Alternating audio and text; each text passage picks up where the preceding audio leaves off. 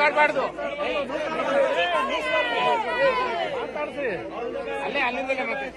ಒಂದೂವರೆ ಟಿಎಂಸಿ ಕಳೆದ ಬಾರಿ 1.5 ಟಿಎಂಸಿ ಬಿಟ್ಟಿದ್ದು. ಅದಕ್ಕೆ ಈ ಸರಿನೂ ಕೂಡ ನಮಗೆ ಶಾರ್ಟೇಜ್ ಆಗಿದೆ. ಈಗಾಗಲೇ ಡೆಡ್ ಸ್ಟೋರೇಜ್ ಬಂದಿದೆ. ಚೀಫ್ ಇಂಜಿನಿಯರ್ಗೆ ಮತ್ತು ಕೃಷ್ಣಬೈರೇಗೌಡರು ಹಾಸನ ಡಿಸ್ಟ್ರಿಕ್ಟ್ ಮಾತಾಡಿದ್ದಾರೆ. ಒಂದೇ ಮೀಟಿಂಗ್ ಮಾಡ್ತೀನಿ ಅಂತ ಸಹಕಾರ ಶುರುವಾಗುತ್ತೆ.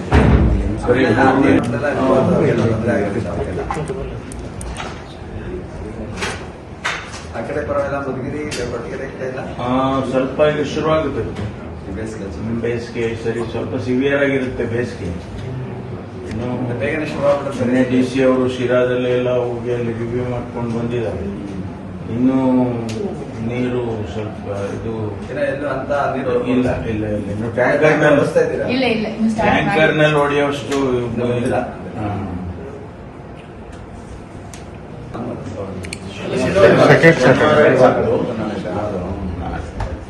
ಸೋಮವಾರದಿಂದ 13 ದಿವಸ. ಈ ಸರಿ ಅಸೆಂಬ್ಲಿ 13 ದಿವಸ. ಬಟ್ ಮಧ್ಯೆ ರಜೆ ಬಂದ್ಬಿಡ್ತಲ್ಲ, ಉಗಾದಿ ರಂಜಾನ್ ಅದೆಲ್ಲ ಸೇರಿ 27ರವರೆಗೂ ಇದೆ. 27ರವರೆಗೆ ಮಧ್ಯದಲ್ಲಿ ರಜಾ 3-4 ದಿವಸ ಶನಿವಾರ ಬಂದ್ಬಿಡ್ತಾರೆ.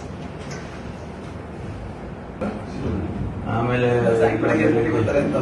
ಬೆಳಿಗ್ಗೆ ಫ್ರೆಶ್ ಆಗಿರುತ್ತೆ. ಬೆಳಿಗ್ಗೆ ಹೋಗಿ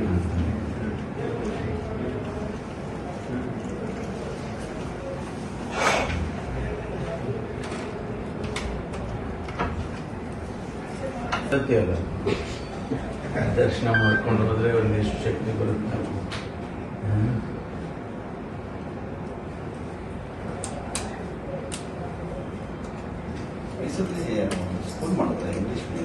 ಹೌದು, ಕಳೆದ ವರ್ಷನೇ ಪ್ರಾರಂಭ ಮಾಡಿದ್ರು.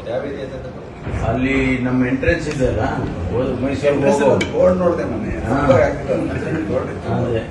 8 ಗಂಟೆಗೆ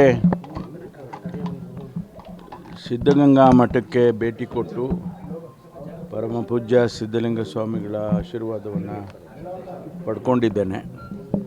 ಅದೇ ರೀತಿ ಪರಮ ಪೂಜ್ಯ ಶಿವಕುಮಾರ ಮಹಾಸ್ವಾಮಿಗಳು ಗದ್ದಿಗೆಗೂ ಕೂಡ ಭೇಟಿ ಕೊಟ್ಟಿದ್ದೇನೆ.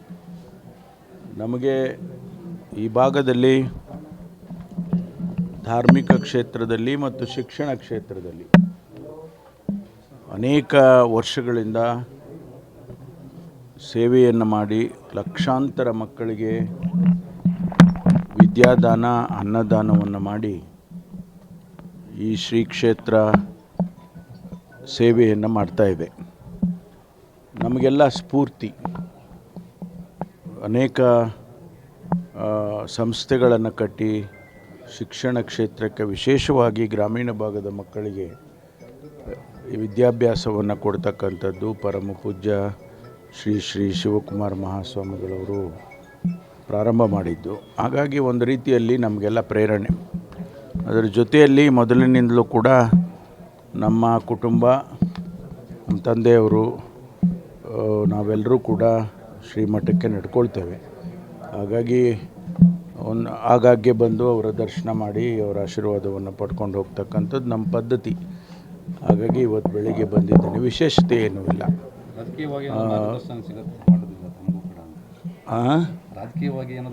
ಅವರು ರಾಜಕೀಯವಾಗಿ ಯಾವುದು ಮಾರ್ಗದರ್ಶನ ಕೊಡಲ್ಲ. ಅವರು ದೊಡ್ಡ ಸ್ವಾಮೀಜಿಯವರು ಕೂಡ ರಾಜಕೀಯ ವಿಚಾರದಲ್ಲಿ ಮೌನವನ್ನು, ನಾವೇನಾದರೂ ಅಕಸ್ಮಾತ್ ಕೇಳಿದರೂ ಕೂಡ ಮೌನ ವಹಿಸ್ಬಿಡೋರು.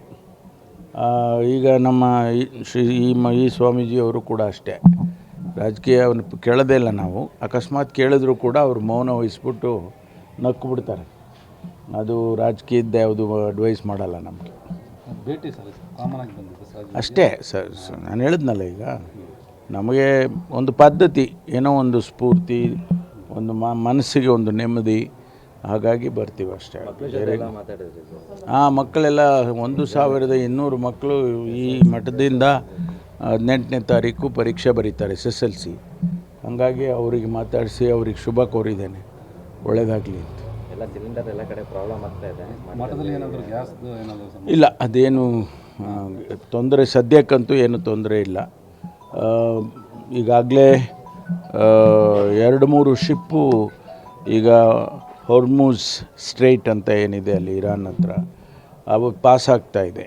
ಇಂಡಿಯಾದವ್ರಿಗೆ ಒಂದು ಎಕ್ಸಮ್ಷನ್ ಕೊಟ್ಟಿದ್ದಾರೆ ಇರಾನ್ನವರು. ಹಾಗಾಗಿ ಬೇಗ ನಮಗೆ ಗ್ಯಾಸು ಮತ್ತು ಪೆಟ್ರೋಲು, ಡೀಸೆಲ್ಲು ಇದೆಲ್ಲ ಬರುತ್ತೆ, ಯಾವುದೂ ತೊಂದರೆ ಆಗೋದಿಲ್ಲ.